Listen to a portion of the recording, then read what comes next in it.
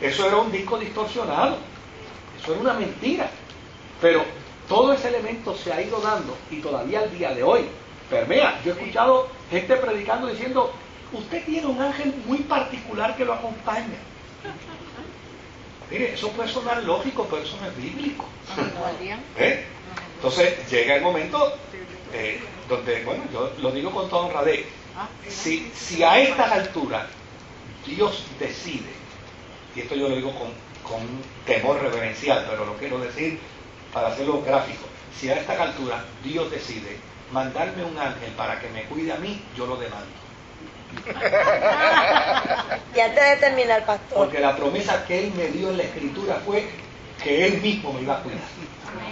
Y yo no quiero a ningún ángel que me cuide. No, usted dijo que usted me cuida. A mí no me manda un ángel, que yo no quiero un ángel que me cuide. A mí me cuida el que dijo que me iba a cuidar. O sea, fíjese.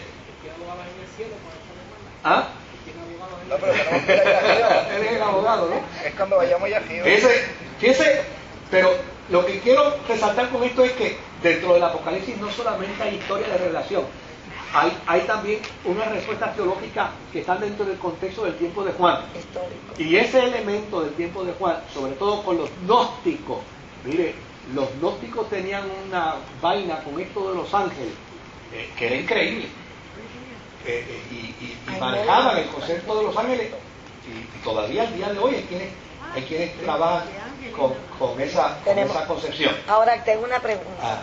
Cuando usted dice que solamente el nombre lo sabe él, pero aquí se menciona Rey de Reyes y Señor de Señores, Sí. es porque ahí tengo duda, pastor. Okay, yo le voy a clarificar algo. Yo creo, claro, esto es un concepto de Juan para responder al espíritu del emperador, porque el emperador decía que él era el Rey de Reyes, ¿verdad? Que él era el Rey de Reyes. Entonces Juan le responde diciendo, te equivocas. Aunque como clarificando. El Rey de Reyes es el Kyrios, es Jesús.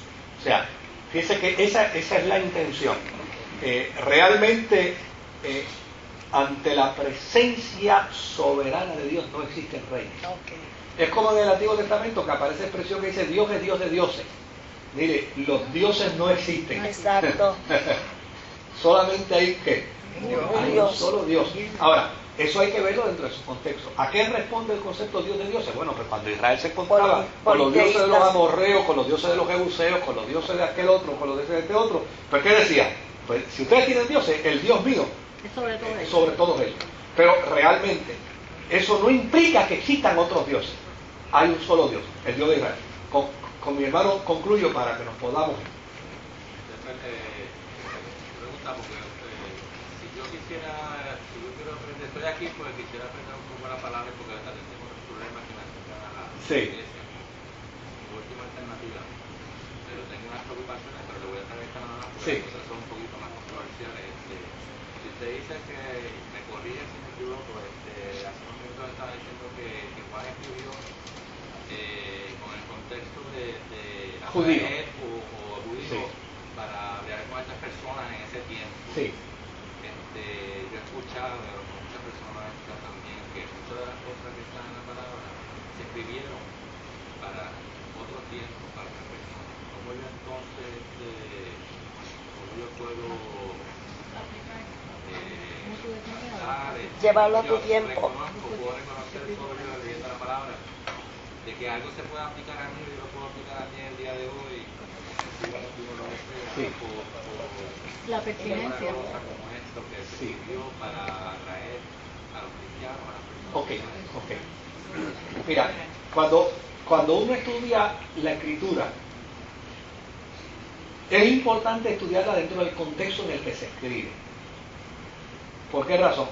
Porque si yo la estudio sin considerar el contexto en el que se escribe, entonces yo puedo interpretar distinto a los demás, y los demás pueden seguir interpretando distinto a nosotros, porque cada cual va a interpretar entonces dentro de su contexto. Entonces, la Biblia tiene una regla, y es que ella no es de particular interpretación. O sea, esa regla la impone la misma Escritura.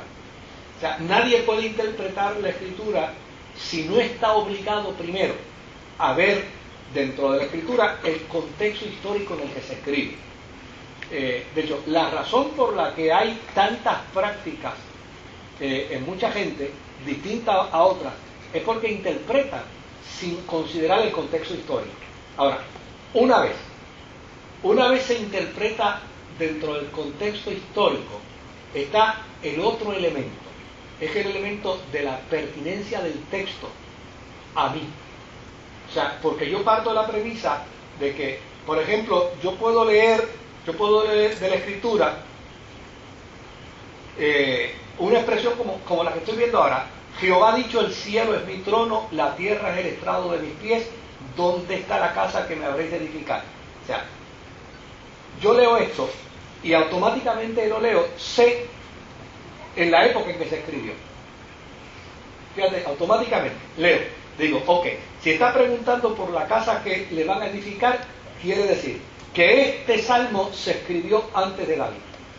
Por lo tanto, no pudo haberlo escrito David. ¿Te das cuenta? O sea, ya yo empiezo a hacer conclusiones simplemente de la lectura, como resultado del poder manejar el contexto histórico. Ahora, ese es el planteamiento del análisis crítico del texto. Ahora, cuando yo vengo a la escritura para que la palabra de Dios me hable, para que la palabra de Dios me ministre, entonces yo vengo a buscar la pertinencia del texto para mi vida. Y cuando vengo a buscar la pertinencia del texto para mi vida, yo prediqué... Es la relación personal, ¿verdad? Yo prediqué el domingo en la mañana y traté de presentar un sermón precisamente advirtiendo. Este planteamiento que está aquí fue esgrimido bajo esta circunstancia, pero vamos a ver la analogía, es decir, vamos a ver la pertinencia que tiene esto conmigo y con usted en el presente. Pues yo tengo un amigo que estaba en el ejército, y no un muchacho ignorante, un muchacho que se graduó de un seminario evangélico y estaba en el ejército. Cuando termina su servicio en el ejército, él le hace una pregunta a Dios. Le dice: Dios, ¿me regreso a mi casa o hago mi vida aquí? ¿Dónde estoy? Y él dice que no tenía respuesta. Para él no tenía respuesta. Le dice: hice algo que yo sabía a toda ciencia que es improcedente desde el punto de vista teológico, pero tenía fe que Dios podía hablarme a través de su escritura. ¿Y sabe lo que dice? Cerré la Biblia y dije: Dios, dirígeme a un pasaje bíblico que me dé respuesta. Cuando la abrí, leí un texto que decía: ve a los tuyos y cuéntale las grandes maravillas que Dios ha hecho contigo. Dice, en ese momento yo entendí. Yo sabía históricamente por qué se había dicho eso. Conocía el contexto histórico, pero en ese momento entendí que era Dios hablándome a mi vida. Ahora, hay otro elemento más que mucho más trascendente que este, y lo voy a, por lo menos voy a tratar en un minuto de decirlo, para que nos podamos ir. Es el hecho de que la Biblia dice, toda palabra es útil, es inspirada por Dios, y tiene el propósito ¿para qué? Para enseñar, para redarguirnos, para prepararnos, a fin de que podamos enfrentar la realidad de la vida a través de las Sagradas Escrituras. O sea, esa es la utilidad de la palabra del Señor. Entonces, cuando yo voy a la palabra de Dios, yo puedo tener el conocimiento. Por ejemplo, en este estudio bíblico, yo puedo hablarle de cosas que no las voy a hablar en un sermón, porque el sermón no tiene la intención de especular sobre el texto. El sermón lo que tiene la intención es de buscar la pertinencia del texto para que hable a nuestra propia experiencia de vida. No sé si me estoy haciendo entender. Esa es la gran virtud que tenemos con la Sagrada Escritura, que podemos venir al texto a hacerle preguntas, que podemos venir al texto a cuestionarlo, que podemos venir al texto y decir, no te entiendo, tienes que darme más información, que podemos venir al texto y decir, yo creo que esto contextualmente pudo haber sido de otra manera, pero puedo venir a la Escritura, no ya en la actitud crítica, sino venir a la Escritura para que Dios hable a mi corazón, para que Dios hable a mi vida. Y lo extraordinario de eso es que cuando vengo en esa actitud,